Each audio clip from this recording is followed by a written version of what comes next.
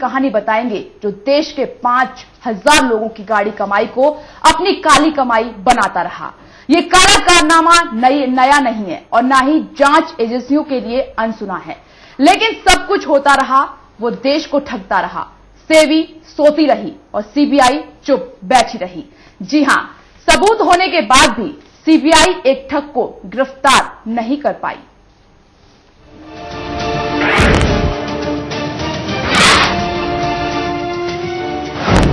पांच करोड़ निवेशकों की दास्तां, 45,000 करोड़ के गबन की पूरी कहानी।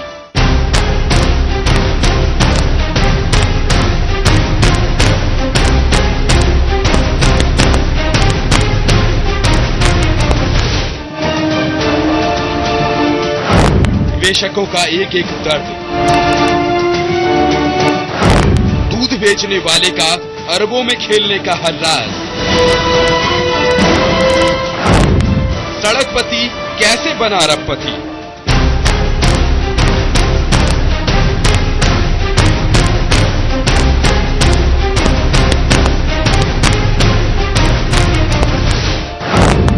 चंडीगढ़ से कैसे पहुंचा ऑस्ट्रेलिया, गरीबों को लूटने में किस किस ने दिया साथ, भंगू के साथ और कितने गुनहगार, किस किस ने मासूम जनता को खसोटा।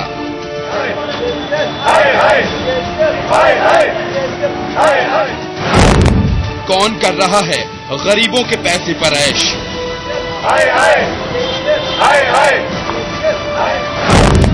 किसने दिया जनता को धोखा।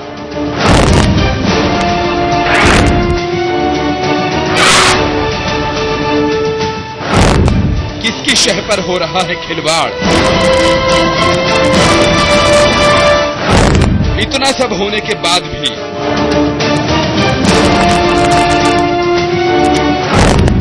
क्यों चुप है सीबीआई, क्यों खामोश है सेबी।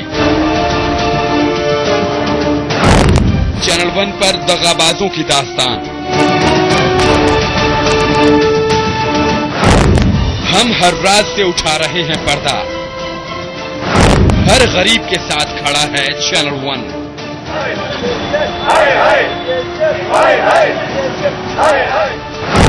चैनल 1 पर बेबसों को इंसाफ दिलाने की मुहिम, ऑपरेशन PACL।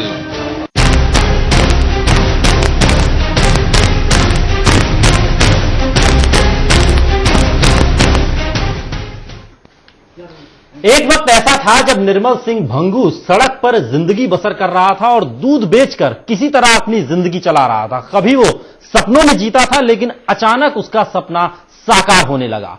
सड़क पर दूध बेचने वाला और झूठ और ठगी के सहारे दिन दोगुनी और रात चौगुनी तरक्की करने लगा। आखिर क्यों सबूत होने के बाद भी देश की भरोसेमंद एजेंसियां सीबीआई और सेबी इन पर शिकंजा नहीं कस पाई? ये जानने के लिए देखिए हमारी ये खास रिपोर्ट।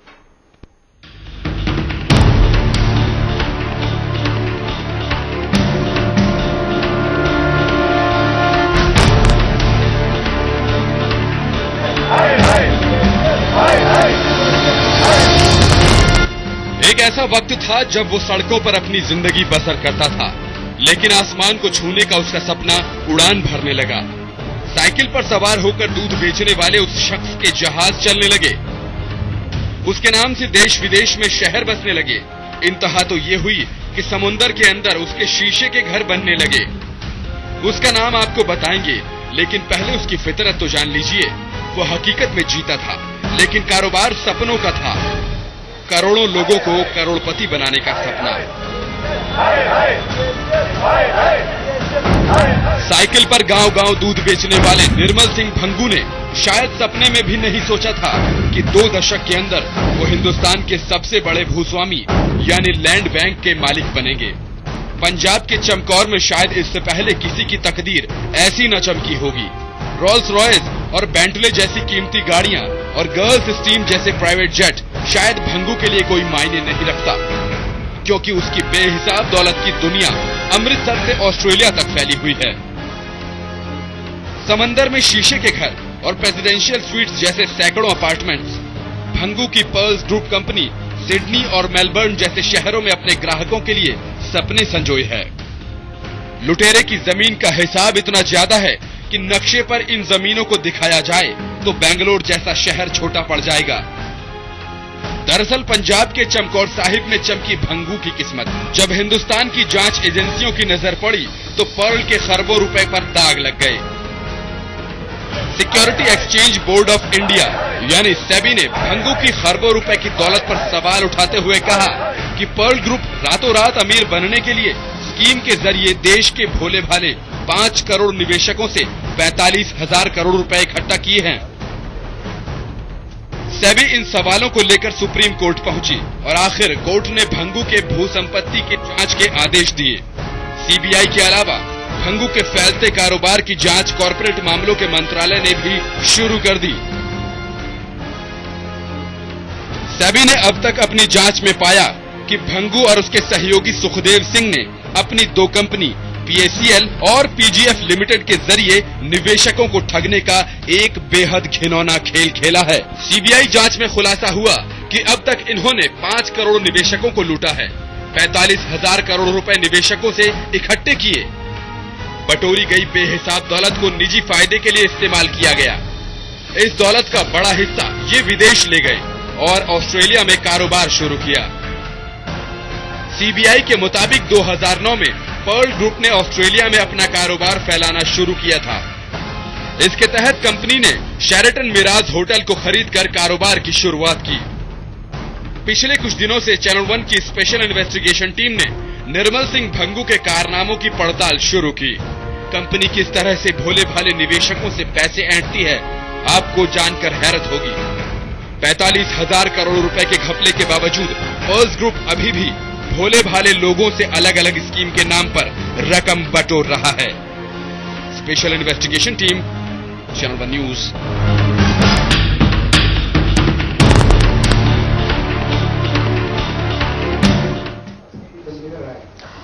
चलिए अब जनता की भी राय जान लेते हैं कि कैसे इन लोगों को ठगा गया और कैसे इन्हें सपनों के सब्ज बाग दिखाकर ये चिटफंडिये अपनी दुकान बंद करके भाग गए। 50,000 की FD करा रखी है इसके अंदर, CDV भी करा रखी है मैंने इसके अंदर, और मैं इसी के लिए यहाँ पे आया हूँ ताकि संतुष्टि मिले। और मैनेजर साहब से अगर कंपनी धोखेबाज नहीं है तो खुल के सामने आए और सभी को मैं पैसा वापस जरूर लूंगा। 22,920 रुपए जमा करवाए थे और फिर उसके बाद के अंदर एक 6,000 का और कर रहा था, मतलब कुल मिलाकर के 30,000 डूबत ऋण है। अब मेरे पिताजी ने पेशर में 3-4 किस्त जमा करा दी जी, ना तो उनके वास्ते कोई पैसे मिले ना कि उन्होंने डेट खेला मिला। होते हैं कोई पैसा नहीं है, कोई पैसा नहीं है, ना कोई डेट पास हुआ। मैंने सर ये 2010 से मैंने RD स्कीम चालू की थी, लगभग 1 साल के अंतराल तक जमा करवाई थी। कितने लगभग आपने जमा करवाए? तो 3 से 4-5 हजार तक। कंपनी कुछ ऐसे खबरें आ रही थी कि ये फर्जी है, ऐसे इसमें पैसा जमा न करवाए।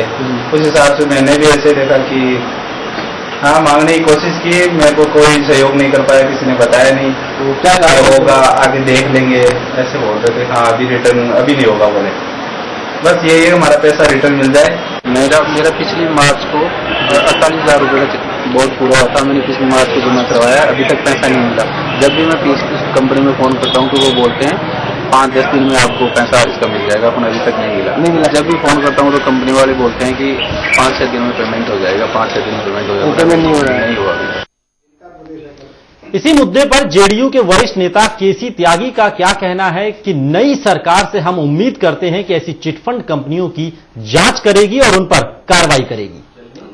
और सबसे बड़ा सवाल यही है कि जिस तरीके से निवेशकों को ठगा गया है, इसका जिम्मेदार कौन? आखिर क्यों सीबीआई अपनी पूरी तरह से कार्रवाई नहीं कर रही है जबकि जांच के आदेश दे दिए गए हैं? आखिर इसके पीछे का गड़बड़ झाला क्या है? इसी पर चर्चा करने के लिए हमारे साथ खास मेहमान स्टूडियो मौजूद है। हमारे साथ बीजेपी के नेता चंद्रशेखर राय मौजूद हैं, हमारे साथ वरिष्ठ पत्रकार शिवाजी सरकार मौजूद हैं, वकील हमारे साथ पूनम कालिया मौजूद हैं, पूर्व CBI officer Joginder Singh live हमारे साथ मौजूद हैं, समूह संपादक कुमार राकेश जी हमारे साथ मौजूद हैं।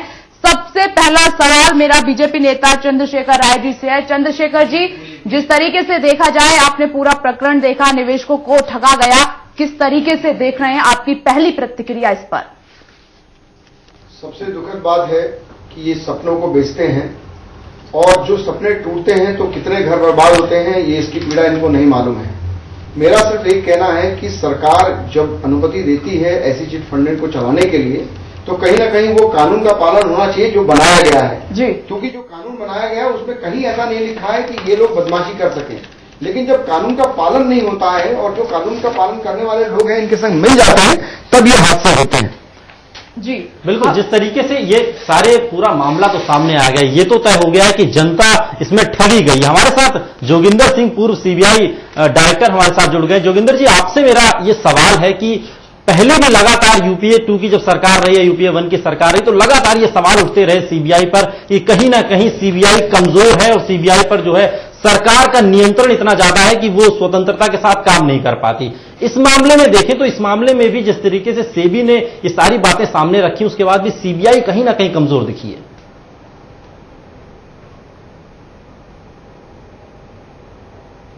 इदारे के अंदर काम करना है और जो ये कानून क्या होगा, मैं तो कह रहा हूं सीबीआई को इंक्वायरी देने की जरूरत ही नहीं है। ये सेबी का काम है, रेगुलेटर का, जो लाइसेंस देते हैं, परमिशन देते हैं। सीबीआई क्या करेगी? उसको चार्जशीट कर देगी, 20 साल कोर्ट में चलेगा। आपके सामने फॉर्डर स्कैम है, 1997 में चार्जशीट किया था।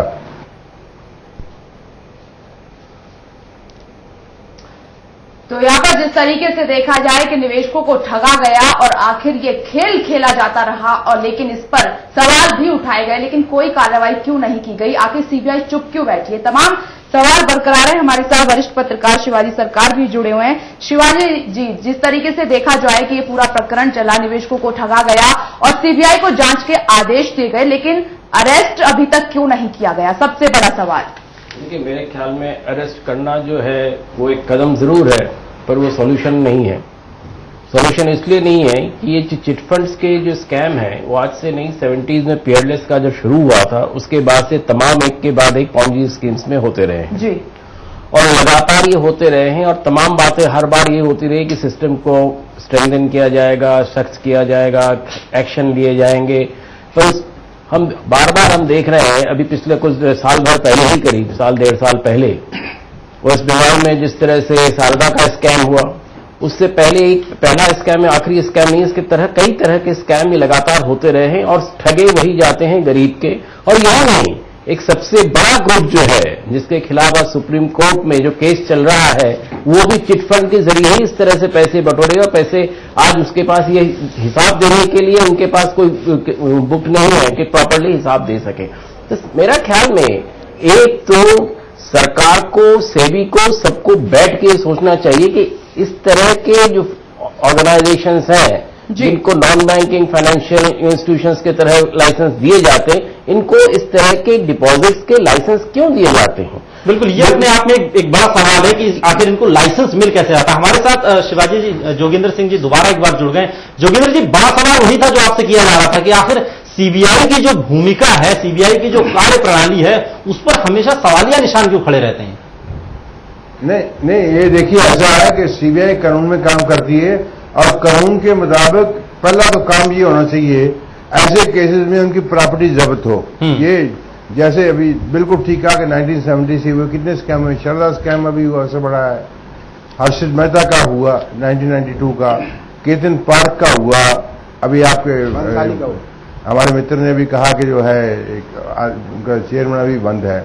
कानून तो हम बनाए हैं जिनका अंग्रेजी में फिट होता है, willing to strike but afraid to wound. हम थोड़ा थप्पड़ तो मारे पर चोट ना आए, ऐसे कानून बनाने का क्या फायदा? और मोदी जी ने शुरुआत की है, उन्होंने कहा ऐसे कानून जो है जो कैंसिल कर दिए जाएं, ठीक है, नए बनाए। मैं इतने कहना चाहता हूं कि एक यूपी से सज्जन थे रजत गुप्ता, उन्होंने कुछ इनसाइडर इन्फॉर्मेशन देके कुछ नुकसान किया, उनको तो मेरे ख्याल 5 साल की सजा हुई और जितना उसका था नुकसान था तकरीबन $5 मिलियन वो उसको फाइन किया गया ताकि लोगों को मिल सके। और जब वो अपील में गया तो उसने अपील अथॉरिटी ने उसको 3 गुना कर दिया। नहीं, उन्होंने गलत सजा दी है, ये तो 3 गुना होना चाहिए था। तो जब तक हमारे कानून ऐसे रहेंगे फाइनेंशियल डीलिंग में, तो ये चीजें चलती रहेंगी। लेकिन जोगिंदर जी, इस पूरे मामले में तो देखा जा इस पूरे मामले में तो ये देखा जा रहा है कि अभी तक गिरफ्तारी ही नहीं हुई।